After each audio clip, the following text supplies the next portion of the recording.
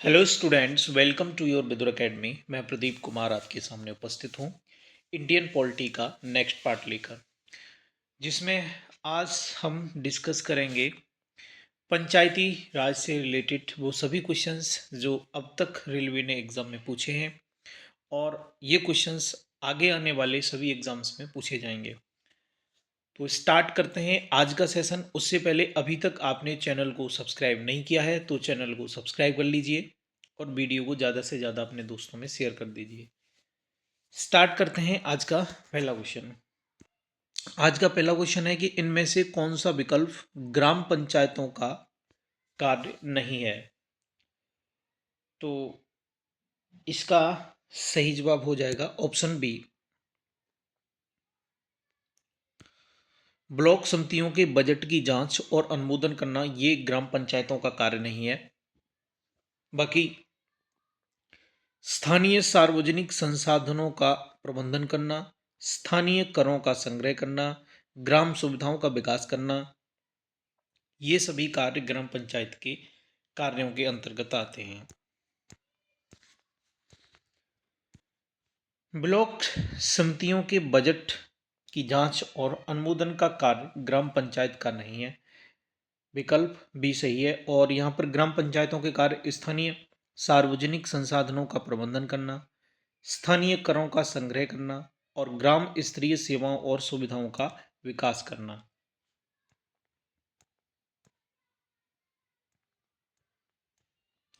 अगला क्वेश्चन है कि भारत में पंचायत निकाय का कार्यकाल कितना होता है।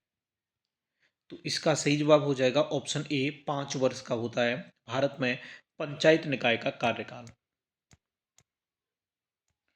पंचायती राज व्यवस्था को भारत के संविधान के 73वें संविधान संशोधन अधिनियम 1992 के तहत संवैधानिक दर्जा दिया गया।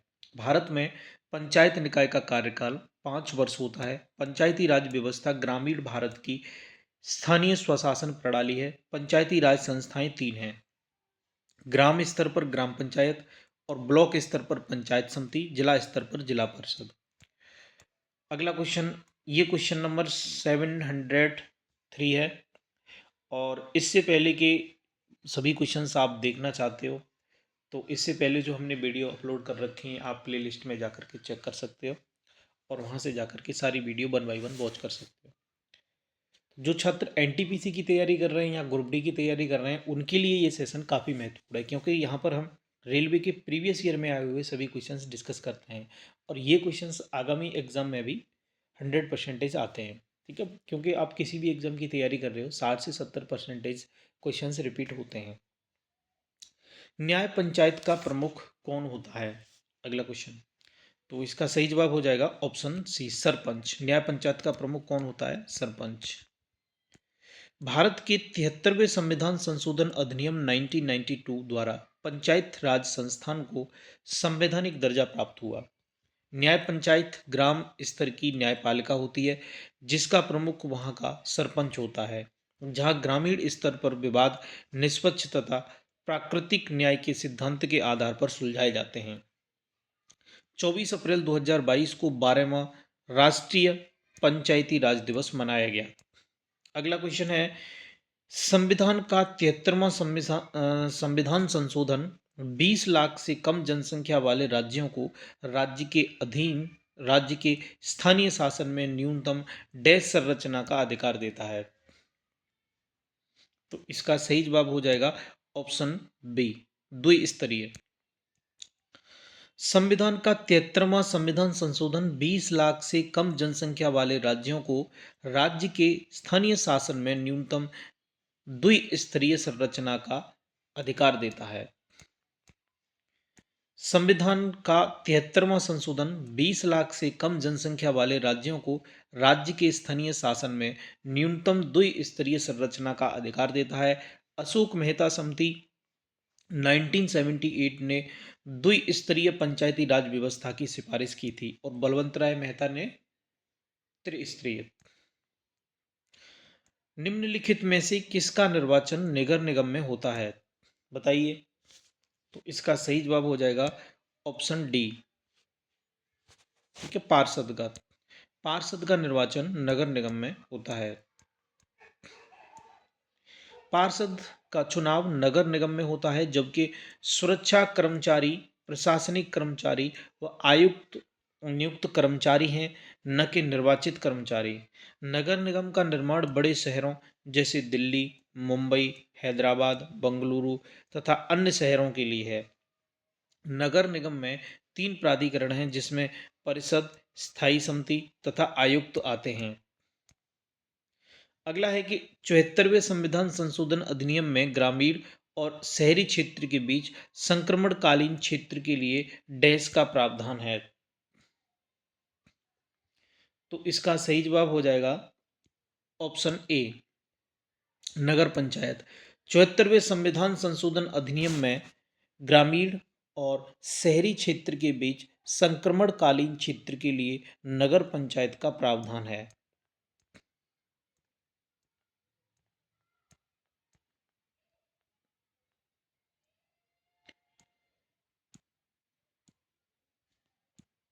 74वें संविधान संशोधन अधिनियम 1992 के तहत ग्रामीण और शहरी क्षेत्र के बीच संक्रमणकालीन क्षेत्र के लिए नगर पंचायत का प्रावधान किया गया था। इस संशोधन अधिनियम द्वारा भारतीय संविधान में एक नया भाग 9 का शामिल किया गया, जिसे नगर पालिकाएं नाम दिया गया था, और अनुच्छेद 243 त से और 243 य छ के उपबंध को भी शामिल किया गया तथा इस अधिनियम द्वारा संविधान में एक नई 12वीं अनुसूची को भी जोड़ा गया। पंचायती राज की त्रिस्तरीय प्रणाली की अनुशंसा पहली बार 1957 डैश के द्वारा की गई थी। तो इसका सही जवाब हो जाएगा ऑप्शन सी। ये बलवंत राय मेहता समिति के द्वारा पंचायती राज त्रिस्तरीय प्रणाली की अनुशंसा 1957 में पहली बार की गई थी। पंचायती राज की त्रिस्तरीय प्रणाली की अनुशंसा पहली बार 1957 में बलवंत राय मेहता समिति द्वारा की गई थी। इस समिति ने लोकतांत्रिक विकेंद्रीकरण की योजना की सिफारिश की थी, जिसे अंतिम रूप से पंचायती राज के रूप में जाना गया।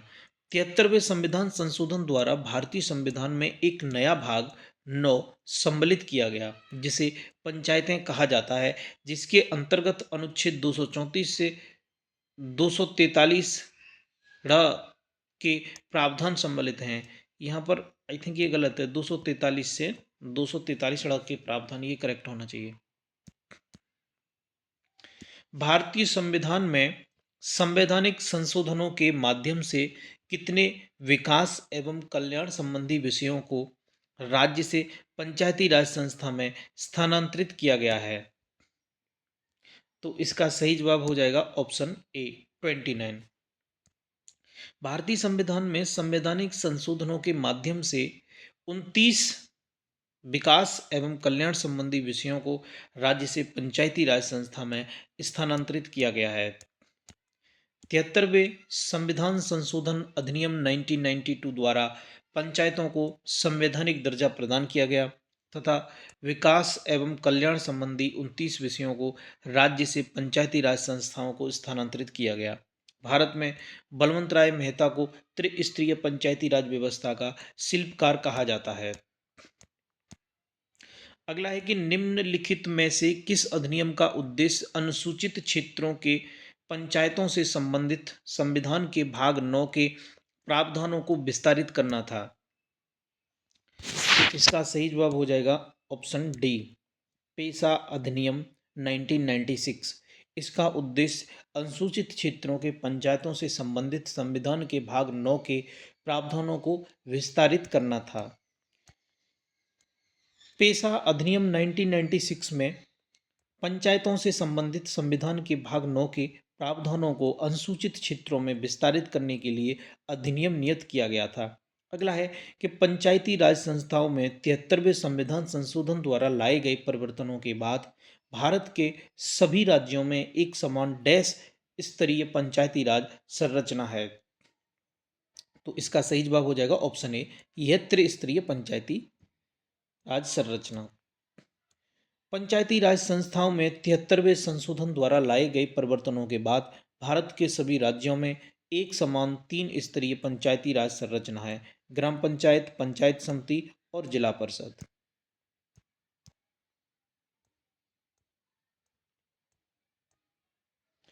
निम्नलिखित में से भारतीय संविधान का कौन सा अनुच्छेद ग्राम सभा से संबंधित है? तो इसका सही जवाब हो जाएगा ऑप्शन ए, अनुच्छेद 243 ए। ये ग्राम सभा से संबंधित आर्टिकल है।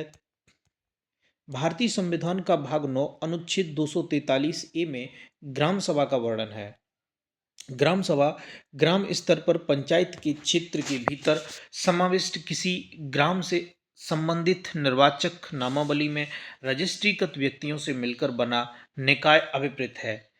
ग्राम पंचायत का उल्लेख राज्य के नीति निर्देशक तत्व के अंतर्गत अनुच्छेद 40 में किया गया है। अगला है कि सभी पंचायत संस्थाओं में वे सीटें जो कुल आरक्षित सीटों के डैश से कम न हो को अनुसूचित जाति या अनुसूचित जनजाति जैसा भी मामला हो से संबंधित महिलाओं के लिए आरक्षित किया जाएगा। तो इसका सही जवाब हो जाएगा ऑप्शन डी, एक तिहाई। सभी पंचायत संस्थाओं में वे सीटें जो कुल आरक्षित सीटों के 1/3 से कम न हो को अनुसूचित जाति या अनुसूचित जनजाति जैसा भी मामला हो से संबंधित महिलाओं के लिए आरक्षित किया जाएगा।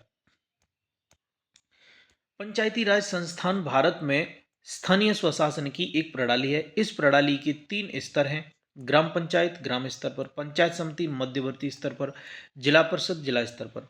संविधान के अनुच्छेद 243 डी में पंचायती राज संस्थाओं का प्रावधान किया गया है। 73वें संविधान संशोधन अधिनियम 1992 में देश भर की सभी पंचायती राज संस्थाओं में महिलाओं के लिए 33.33% या 1.3 आरक्षण अनिवार्य किया गया है। संविधान के अनुच्छेद 243 के सी के तहत पंचायत की संरचना से संबंधित निर्णय कौन करता है? तो इसका सही जवाब हो जाएगा ऑप्शन सी, राज्य विधानमंडल, लेजिस्लेचर ऑफ स्टेट। ये आर्टिकल 243 के सी के तहत पंचायत की संरचना से संबंधित निर्णय करता है। कौन? राज्य विधानमंडल। भारतीय संविधान के भाग 9 के तहत अनुच्छेद 243 ए से 243 ओ तक पंचायतों के गठन से संबंधित है, जिसके अनुसार 243 सी के तहत पंचायतों की संरचना से संबंधित निर्णय संबंधित राज्य का राज्य विधानमंडल लेता है। 73वें कॉन्स्टिट्यूशनल अमेंडमेंट एक्ट के तहत 1992 द्वारा पंचायती राज व्यवस्था को, जबकि 74वें संविधान संशोधन अधिनियम 1992 द्वारा नगर पालिकाओं को संवैधानिक दर्जा दिया गया। अगला है कि किसी दिए गए क्षेत्र में नगर पालिका, नगर निगम या पंचायत बनाने का अधिकार निम्न में से किसके पास होता है? तो इसका सही जवाब हो जाएगा राज्य सरकार। किसी दिए गए क्षेत्र में नगर पालिका, नगर निगम या पंचायत बनाने का अधिकार निम्न में से ये राज्य सरकार के पास होता है। किसके पास? राज्य सरकार के। अगला है कि भारत के संविधान के किस अनुच्छेद में वर्णित है कि राज्य ग्राम पंचायतों का संगठन करने के लिए एक कदम उठाएगा और उनको ऐसी शक्तियां और प्राधिकार प्रदान करेगा जो उन्हें स्वायत्त शासन की इकाइयों के रूप में कार्य करने योग्य के लिए आवश्यक हों। ठीक है, बताइए इसका क्या सही जवाब होगा? इसके ऑप्शंस हैं अनुच्छेद 44, अनुच्छेद 42, अनुच्छेद 41, अनुच्छेद 40। तो इसका सही जवाब हो जाएगा ऑप्शन डी, आर्टिकल 40। भारतीय संविधान के भाग 4 के अंतर्गत निम्नलिखित अनुच्छेद 40 में यह वर्णित है कि राज्य ग्राम पंचायतों का संगठन करने के लिए कदम उठाएगा और उनको, क्योंकि ये भाग 4 का डीपीएसपी में है ना, ये DPSP direct principle state of policy, राज्य के नीति निर्देशक सिद्धांत, उसी के अंतर्गत है अनुच्छेद 40। ठीक है, उसमें यह कहा गया है कि राज्य ग्राम पंचायतों का संगठन करने के लिए कदम उठाएगा और उनको ऐसी शक्तियां और प्राधिकार प्रदान करेगा जो उन्हें स्वायत्त प्रशासन की इकाइयों के रूप में कार्य करने योग्य बनाने के लिए आवश्यक हो। ज्ञातव्य हो कि संविधान के भाग 4 में राज्य के नीति निर्देशक तत्वों का उल्लेख है।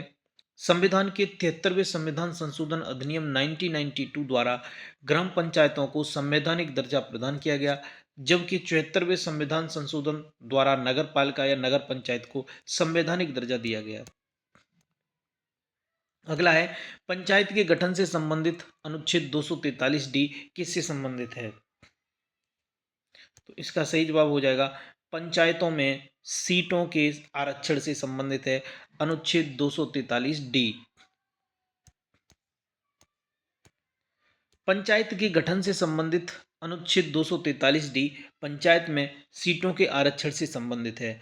संविधान के अनुच्छेद 243 डी में निहित प्रावधानों के अनुसार पंचायती राज संस्थाओं की 1/3 सीटें और संविधान के भाग 9 के अंतर्गत आने वाली पंचायती राज संस्थाओं के सभी स्तरों पर अध्यक्ष के 1/3 पद महिलाओं के लिए आरक्षित हैं।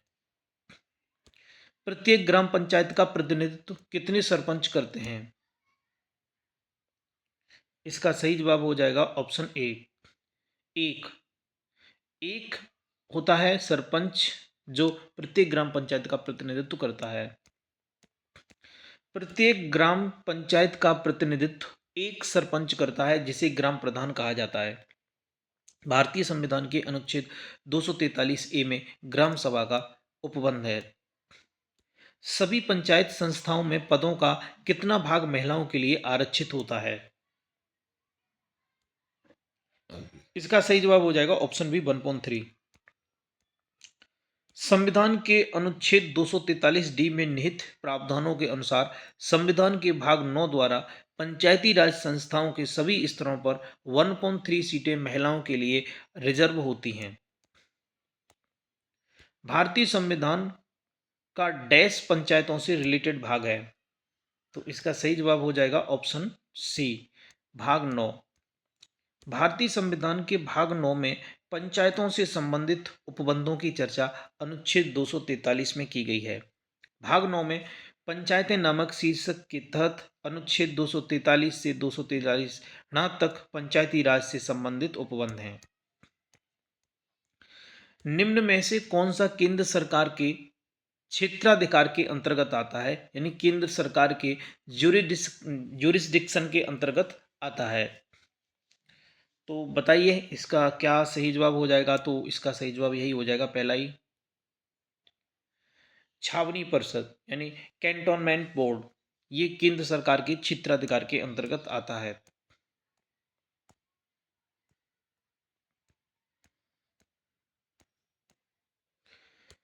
छावनी परिषद कैंटोनमेंट बोर्ड केंद्र सरकार के ज्यूरिसडिक्शन के अंतर्गत आता है, जबकि जिला परिषद, नगरीय क्षेत्र, नगर पालिका परिषद राज्य सरकार के अंतर्गत आते हैं। जिला परिषद, नगरीय क्षेत्र और नगर पालिका परिषद राज्य सरकार के अंतर्गत। भारतीय संविधान के 73वें और 74वें संशोधनों में डैश स्थानीय निकायों के चुनावों का प्रावधान है, तो इसका सही जवाब हो जाएगा ऑप्शन डी, हर 5 वर्ष के बाद स्थानीय निकायों के चुनावों का प्रावधान है। भारतीय संविधान के 73वें और 74वें संशोधनों में हर 5 वर्ष के बाद स्थानीय निकायों के चुनाव का प्रावधान है। स्थानीय निकायों का अर्थ पंचायतों और नगर पालिकाओं से है। अगला है, भारत में पंचायती राज संस्थाओं की स्थापना भारतीय संविधान के डैश के अनुसार की गई है, तो इसका सही जवाब हो जाएगा ऑप्शन सी, 73वें संविधान संशोधन अधिनियम के तहत भारत में पंचायती राज संस्थानों की स्थापना की गई है। भारत में पंचायती राज संस्थाओं को 73वें संविधान संशोधन अधिनियम 1992 द्वारा संवैधानिक दर्जा प्रदान किया गया। 42वें संविधान संशोधन अधिनियम द्वारा मौलिक कर्तव्यों को संविधान में शामिल किया गया। अगला है कि पंचायती राज व्यवस्था सबसे पहले भारत के किस राज्य में लागू की गई? तो इसका सही जवाब हो जाएगा ऑप्शन ए, राजस्थान में। पंचायती राज व्यवस्था सर्वप्रथम राजस्थान के नागौर जिले में 2 अक्टूबर 1959 को तत्कालीन प्रधानमंत्री पंडित जवाहरलाल नेहरू ने लागू की थी। बलवंत राय मेहता समिति पंचायती राज व्यवस्था के लिए प्रथम अनुशंसित समिति थी। पंचायती राज प्रणाली के 3 स्तर हैं। कौन-कौन से? जिला स्तर पर जिला परिषद, ब्लॉक स्तर पर मंडल परिषद या ब्लॉक समिति या पंचायत समिति, और ग्राम स्तर पर ग्राम पंचायत। ग्राम पंचायत का कार्यकाल कितने वर्षों का होता है? तो इसका सही जवाब हो जाएगा ऑप्शन बी, 5 साल का।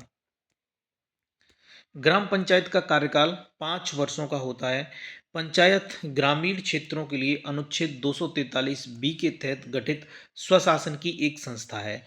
एक व्यक्ति जिसने 21 वर्ष की आयु प्राप्त कर ली है वह पंचायत का सदस्य बनने के लिए पात्र होगा। भारतीय संविधान के किस अनुच्छेद के तहत प्रावधान है कि राज्य का राज्यपाल प्रत्येक 5वें वर्ष की समाप्ति पर वित्त आयोग का गठन करेगा जो पंचायतों की वित्तीय स्थिति का पुनर्विलोकन करेगी?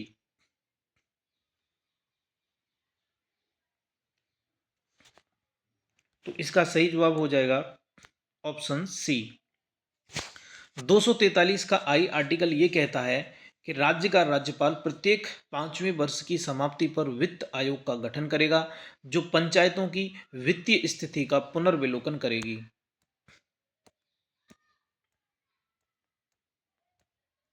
भारतीय संविधान का अनुच्छेद 243 का आई ये कहता है कि राज्य का राज्यपाल प्रत्येक 5वें वर्ष की समाप्ति पर वित्त आयोग का गठन करेगा जो पंचायतों की वित्तीय स्थिति का पुनर्विलोकन करेगी।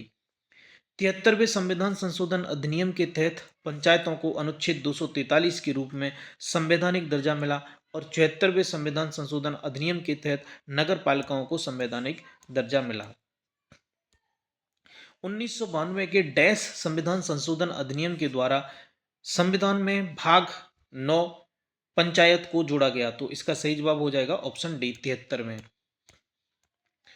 वर्ष 1992 में 73वें संविधान संशोधन अधिनियम के तहत अनुच्छेद 243 से 243 ओ के प्रावधानों को शामिल करते हुए पंचायतें नामक संविधान में एक नया भाग 9 जोड़ा गया और पंचायतों के कार्यों को 29 विषयों को समायोजित करने वाली एक नई 11वीं अनुसूची जोड़ी गई।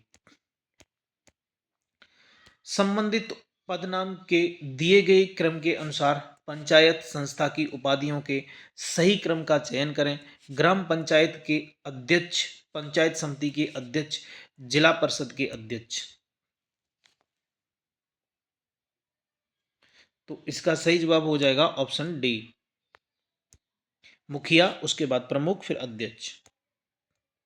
पंचायत राज व्यवस्था ग्रामीण भारत की स्थानीय स्वशासन प्रणाली है। पंचायती राज संस्थाओं के माध्यम से ग्रामीण क्षेत्रों का स्वशासन चलता है। पंचायती राज संस्थाएं 3 हैं। ग्राम के स्तर पर ग्राम पंचायत जिसका नाम ग्राम प्रधान होता है, जिसका अध्यक्ष का नाम ग्राम प्रधान। ब्लॉक स्तर पर पंचायत समिति जिसका अध्यक्ष ब्लॉक प्रमुख होता है। जिला स्तर पर जिला परिषद, इसका अध्यक्ष जिला अध्यक्ष कहलाता है। इन संस्थाओं का काम आर्थिक विकास करना, सामाजिक न्याय को मजबूत करना तथा राज्य सरकार और केंद्र सरकार की योजनाओं को लागू करना है, जिसमें 11वीं अनुसूची में उल्लिखित 29 विषय हैं। पंचायती राज संस्थाओं को किस अधिनियम द्वारा संवैधानिक दर्जा प्रदान किया गया? तो इसका सही जवाब हो जाएगा ऑप्शन ए, 73वां संविधान संशोधन अधिनियम 1992 के तहत संवैधानिक दर्जा दिया गया था पंचायती राज संस्थाओं को। 73वें संविधान संशोधन अधिनियम 1992 द्वारा पंचायती राज संस्थाओं को संवैधानिक दर्जा प्रदान किया गया। पंचायती राज संस्थान भारत में ग्रामीण स्थानीय स्वशासन की एक प्रणाली है। इस प्रणाली के 3 स्तर हैं। ग्राम स्तर पर ग्राम पंचायत, ब्लॉक स्तर पर पंचायत समिति, जिला स्तर पर जिला परिषद।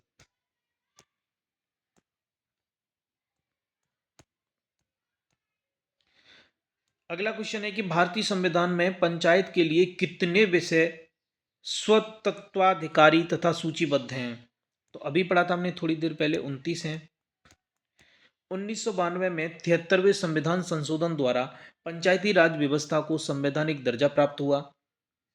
इसे संविधान के भाग 9 में जोड़ा गया है। भाग 9 में पंचायतें नामक शीर्षक के तहत अनुच्छेद 243 से 243 तक पंचायती राज से संबंधित उपबंध हैं। 11वीं अनुसूची का संबंध पंचायती राज व्यवस्था से है, जिसमें कुल 29 विषय हैं। भारतीय संविधान का अनुच्छेद 243 क्यू के तहत नगर पालिकाओं को कितनी श्रेणियों में वर्गीकृत किया गया है? तो इसका सही जवाब हो जाएगा ऑप्शन ए, 3। भारतीय संविधान के अनुच्छेद 243 क्यू के तहत नगर पालिकाओं को 3 श्रेणियों में वर्गीकृत किया गया है: नगर पंचायत, नगर पालिका तथा नगर निगम। कौन सा शहरी स्थानीय निकाय प्रशासन का निकाय नहीं है? तो इसका सही जवाब हो जाएगा ऑप्शन डी, जिला पंचायत। ये शहरी स्थानीय निकाय प्रशासन का निकाय नहीं है, बाकी नगर पंचायत, नगर निगम, नगर पालिका ये सभी शहरी स्थानीय निकाय प्रशासन के निकाय हैं। जिला पंचायत शहरी स्थानीय निकाय प्रशासन का अंग नहीं है। जिला पंचायत पंचायती राज व्यवस्थाओं को सुचारू रूप से क्रियान्वित करने हेतु जिला स्तर पर एक प्रमुख कार्यालय है, जो कि अपने जिले के सभी जनपद पंचायतों तथा ग्राम पंचायतों पर नियंत्रण रखते हुए समय समय पर ग्राम पंचायतों, जनपद पंचायतों का मार्गदर्शन करता है। निम्न में से किस प्रकार की सरकार आम लोगों के सबसे करीब होती है? तो इसका सही जवाब हो जाएगा ऑप्शन ए, स्थानीय सरकार। ये ग्रामीण लोगों के सबसे करीब होती है, जो आम लोग होते हैं। स्थानीय सरकार आम लोगों के सबसे करीब होती है, क्योंकि यह किसी राज्य या राष्ट्र की सबसे निचली श्रेणी की प्रशासनिक इकाई होती है, जो जन प्रशासन का एक रूप है, जिसे भारत में पंचायती राज कहा जाता है, जिसका अभिप्राय स्थानीय स्वशासन से है। भारत में पंचायती राज के विकास के लिए पहली बार 1957 में बलवंत राय मेहता समिति का गठन किया गया था। इस समिति ने 3 स्तरीय पंचायती पद्धति का स्थापना का सुझाव दिया: गांव स्तर पर ग्राम पंचायत, ब्लॉक स्तर पर पंचायत समिति और जिला स्तर पर जिला परिषद। राज्य अधिनियम के अनुसार ग्राम पंचायत के सरपंच या मुखिया का चुनाव वार्ड सदस्यों के द्वारा डैश वर्ष की अवधि के लिए किया जाता है।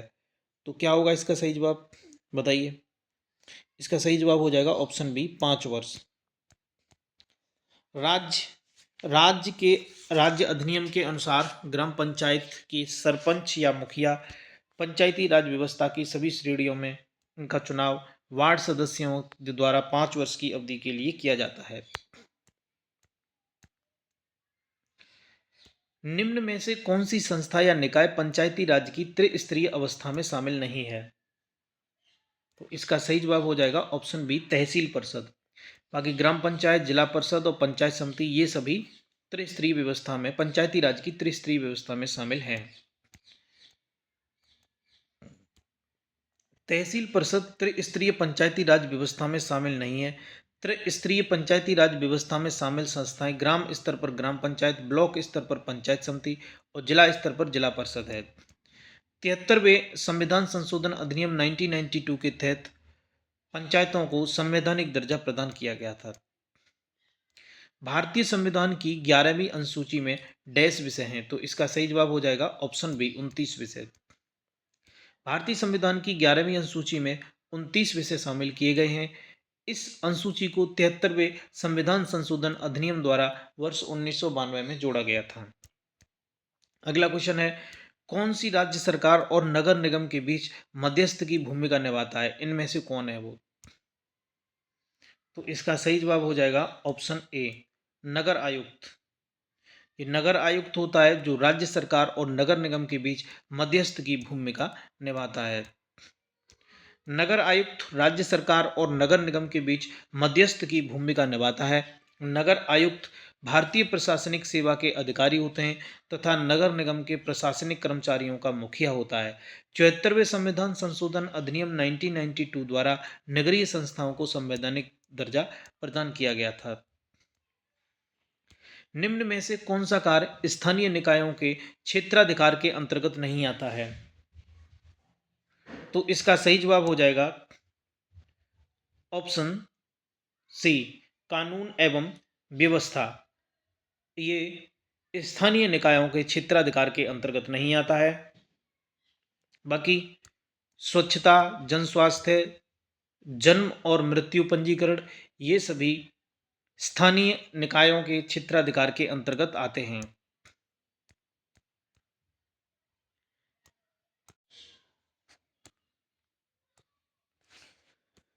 सामान्य परिस्थितियों में सामान्यतः नगर निगम का प्रमुख कौन होता है? तो इसका सही जवाब हो जाएगा ऑप्शन सी, मेयर। सामान्य परिस्थितियों में सामान्यतः नगर निगम का प्रमुख मेयर होता है। प्रशासनिक संगठन को ही नगर निगम कहा जाता है। नगर निगम का कार्य भू उपयोग और भवनों के निर्माण का विनियमन करना होता है। आर्थिक और सामाजिक योजनाएं बनाना, सड़कों, पुल, स्वास्थ्य और स्वच्छता के रखरखाव, जन्म और मृत्यु का पंजीकरण, प्राथमिक शिक्षा प्रदान करना आदि होते हैं। नगर निगम के प्रमुख को महापौर कहते हैं। इसे इंग्लिश में मेयर कहा जाता है।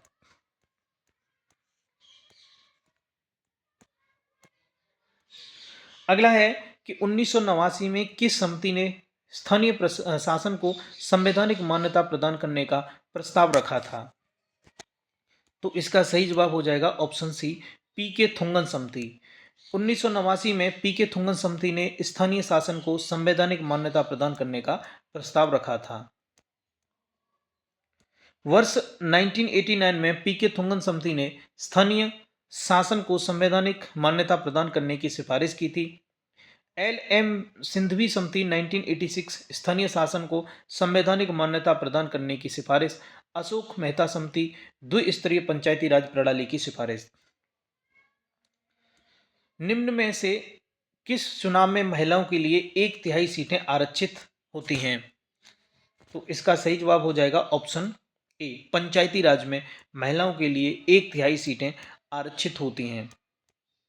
भारतीय संविधान के अनुच्छेद 40 में ग्राम पंचायतों के संगठन का उल्लेख किया गया है। 73वां संविधान संशोधन 1992 के तहत पंचायतों में उपलब्ध सीटों की कुल संख्या में से 1/3 सीटें महिलाओं के लिए आरक्षित हैं। सभी स्तरों पर अध्यक्षों के 1/3 पद भी महिलाओं के लिए आरक्षित होते हैं। अनुच्छेद 243D का प्रावधान भी इसी संशोधन के द्वारा किया गया है। तो आज के लिए बस इतना ही। यहाँ से आगे हम नेक्स्ट वीडियो में डिस्कस करेंगे। आज का सेशन आपको कैसा लगा कमेंट बॉक्स में टाइप करके ज़रूर बताइए। और अभी तक आपने चैनल को सब्सक्राइब नहीं किया है तो चैनल को सब्सक्राइब कर लिए। मिलते हैं नेक्स्ट वीडियो में। Thanks for watching. जय हिंद।